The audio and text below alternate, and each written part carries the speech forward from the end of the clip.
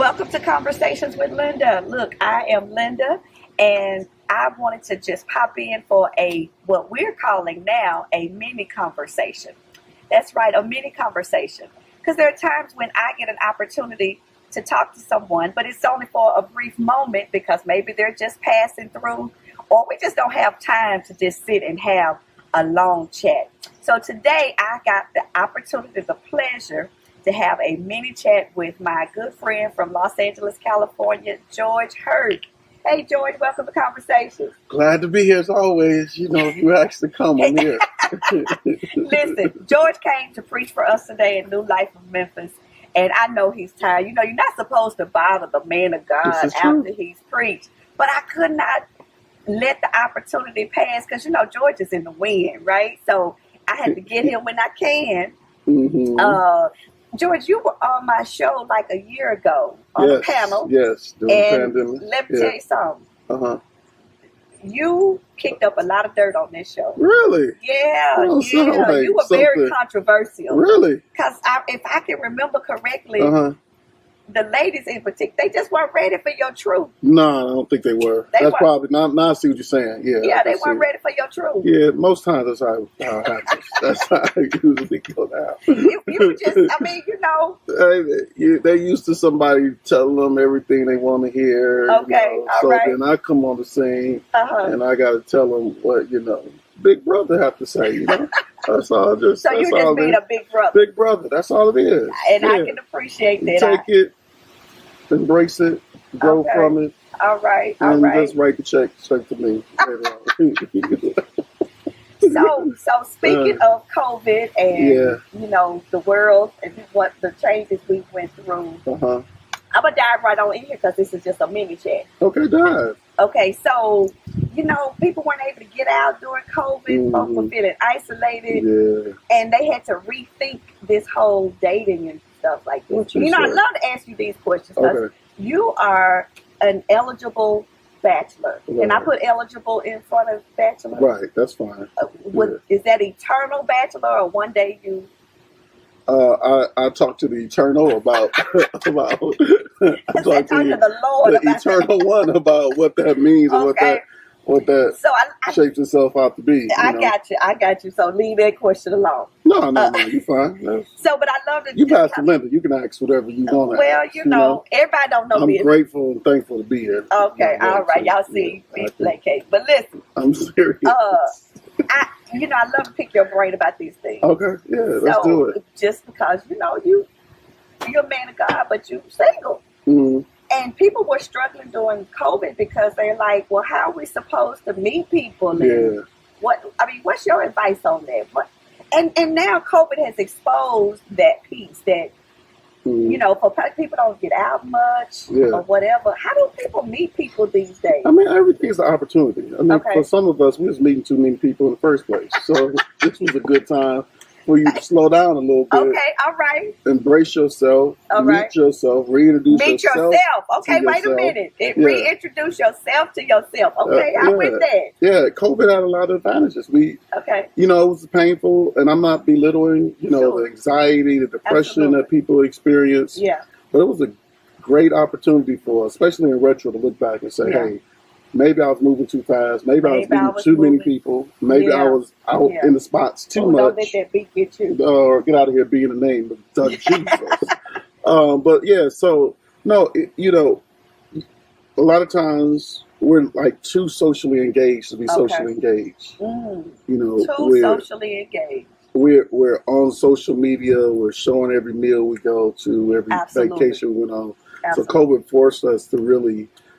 Again, introduce ourselves to ourselves, really embrace our likes, things we see like, next time I get, these are things I'm going to appreciate more. Okay. These are things I'm not going to stand for anymore. Okay, good.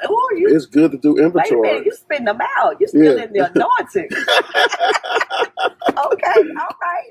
It was a good time. And I speak from my own personal perspective. It was a good time to do inventory. Okay. It was a good time to say, it really, I would dare say, not define your life by being single or married or single. I'm really trying to see, and not to like over spiritualize the thing, but just to see what God will have you to do in this season in your life. I'm working on series for the upcoming year called Life is Seasonal. Okay. And, wherever you are now, being married or single, is not guaranteed that will always be your reality. Right. So what are you doing in that current reality to prepare yourself for whatever the future may hold? Okay, your current reality. What's the season you're in right now? Okay, keep on, Pastor George. Hurtt. No. I mean, it's a lot of people. Women, look, I think you're saying some things now. This is a more gentle. No, I'm not there yet. I'm not yet. I want to turn the corner though. No. I just want to turn the corner to, and I'm not going to single out women, but a lot of times in my experience, is women who are anxious about that season of singleness. Right. For most of us guys, we're maybe too much or too casual about it, too not proactive about advancing that with opportunity that is. I hear a lot of women saying now, again, because the reason I like to talk to you is because, you're not the 20-something. You're the seasoned guy that's had life experience and all of that. And I think women need to we hear our own perspective and each other as female. But I love to get men on here to get a man's perspective for the women to better understand. So why do you think guys are so relaxed on this issue? I'm talking about approaching 50 and women are like, they still don't want to commit. What is that? Well, they don't want to commit to you. So let's start with that. Okay. And that's probably the core of the issue. Okay. And I hear you saying, I don't want to commit. Okay. That's going to, when you reach a groove, I don't care if you're a male or female, when you get in your 30s and 40s, you've reached a certain groove in life. Okay. And there's certain things that you're not willing to sacrifice for that groove. Now, what happens with men as opposed to women, I think there's a biological aspect to it. Absolutely. As a desire to have family and be a mother. And women have literally a biological clock that's ticking. And for men, that's a little bit more expansive or not always a desire. A stronger desire. They may desire, but not as much. Right. It's not all defining or all consuming to them. Yeah. And so those are just side scientific realities. There's the social reality of there's more women than men. Thus, we have more options. Yeah. And so, but all of them are not good options now. But the options vary. I mean, you could be attractive, but an ugly person. I'm with you. You could be somebody that's, not as attractive to that person as you want, because attraction is dependent, is relative. It's a relative. So, but how do you got more options, but at what point do you say, all of these are options, but I do want to choose one? Some people don't want to. Yeah, okay. Some people don't want to choose one. Okay. They want to have their variety. They want to do that. And women allow that to happen. A lot of women allow that to happen. And but now you do know now. The challenge with that is and I hear this all the time now with Christian women. Okay. Who are saying, but y'all stand up in the pulpit and y'all tell us, live saved, live holy, find you a good Christian man, all of that stuff. And but most women are not attractive to good Christian men. They're attracted to the tough, edgy, they're not attracted to that. They think they are on the surface when they see you. But he's boring. He boring. Okay. He boring. I'm trying to go, he want to read the Bible and pray.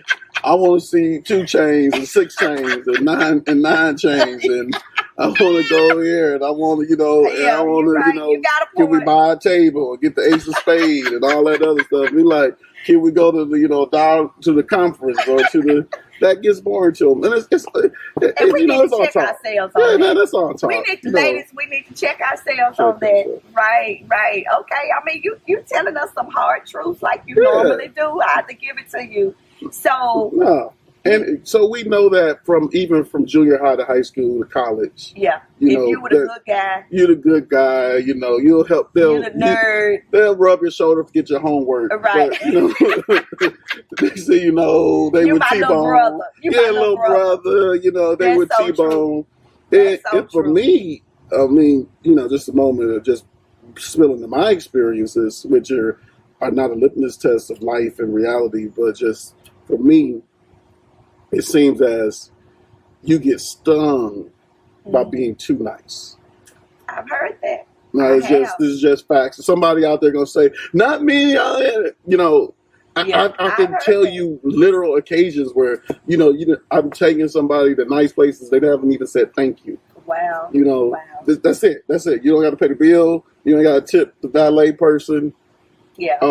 Or you'll get home that night. By the way, thank you. There's one thing to say thank you. There's another thing to say, by the way. Yeah.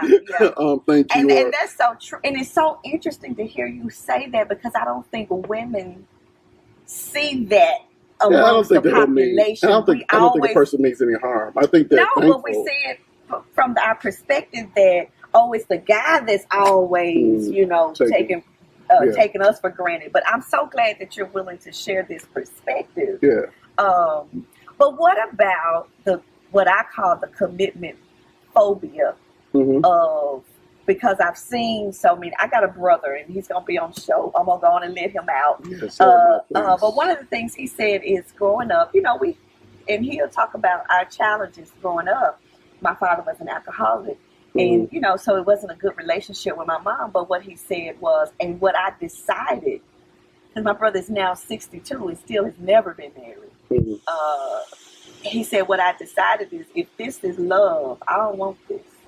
If this is marriage, I don't want this. Well, you're a counselor. You know that there are built-up issues in all of us that haven't been addressed. Yeah. And a lot of times, as men, there are things in our life that was not modeled. Yeah. So not consciously, we're not saying consciously, I don't want this. Right. But subconsciously, our actions are producing that. Absolutely. Absolutely. A lot of times you hear people, they shout like a Christian and they live like an atheist. You've heard that statement. Right. They trust God, but they worry as soon as they get out. Absolutely. I think the seed and the sower talks about that. The word is planted, and because of cares of the world and worries. And I think a lot of times, our heart is one place. Yeah. But then the manifestation on how to live that out becomes very, very difficult, because not everybody was around loving models. Yeah. And some of those models that we considered loving wasn't as loving to the eye of the beholder as one may have thought. That's a good point. Okay, I'm gonna process that point. It happens a lot of times with people, we've been married 50 years, or we've been married 40 years, and I don't know why my child, because they've seen the dirt around the bathtub. Yeah. Everybody else seen the presentation. Right. And they've seen the difficulty. And that, please understand. Or just how they perceived it. They perceived it. And that's life. It could have been good to you. Yes. And a lot of people don't understand that love and life is not always pretty. Right. And it's not. You're right. But wait a minute. This is a mini chat, so I got to go. But I got to ask you one last thing. Because I like to say something to the audience out here that's listening. Y'all see what I get. I get the mini chat, because I cause so much turmoil that now you lit the show up the last time. You can sign a contract, but you can't come on permanently. We're going to do a little mini. All right, let's go on my little mini chat. Okay, but wait a minute. This may bring you back, because, you've been a little more gentle. I need to talk to my people. Right, I get my people. Your people need to talk to my people. But okay, I gotta ask you this last thing.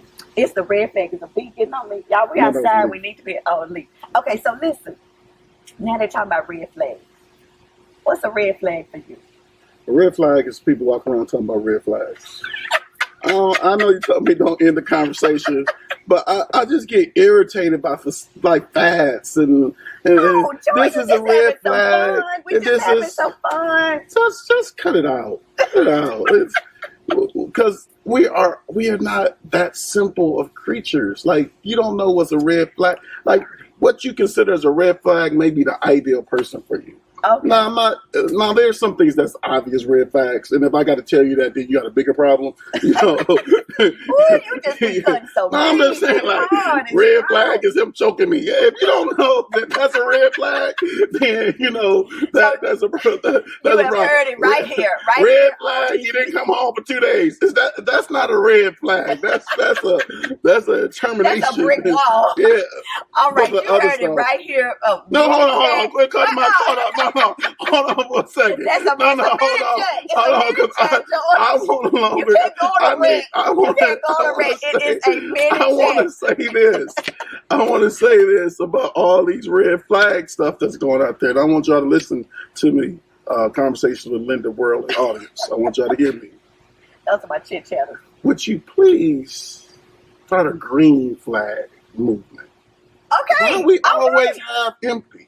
Okay, I'm here Let's start a green flag. We're going to start a green flag movement. Green all right? flag. He got a job. Green flag. Okay, send me your green flag. He respect his mama. Green flag. Okay, he opened the door for me. Green flag. I'm here for it. Okay, you heard it right I don't want to be like these white evangelicals. It's a minute check. I know, but y'all should have got me started. I don't want to be like these white evangelicals. Don't be calling the people out on conversations. That always talk about what they don't like. What do you like? Okay, and to the men and the women that are You're listening. making me sweat, George. I want to know what you like. You're going too deep. Minute chat, right here on Conversation with Linda. Ladies and gentlemen. I want y'all to see. I hope y'all see. I've been shut down. You heard it right here on Conversations with Linda. George Hurtt is saying, let's talk about some green flags.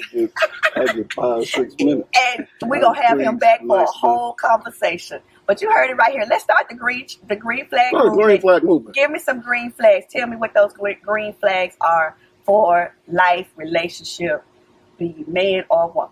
All right, I'm out. Always out of time, but never out of conversation. Y'all take care.